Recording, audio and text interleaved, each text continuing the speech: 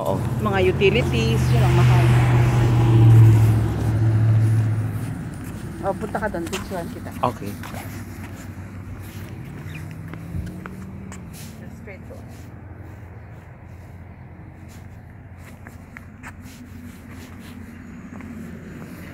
One, look over here. One, two.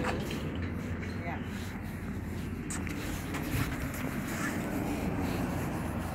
Oo, bakit ilaw? Ayoko yung may hindi nabayaran naman ako. Kasi nakakaano sa isip. Kaya kami nakaka-stay home. Most people hindi sila maka-stay home ng mga asawa. Isa lang ang nagtatrabaho. Oo. Kasi mahal. Kailangan.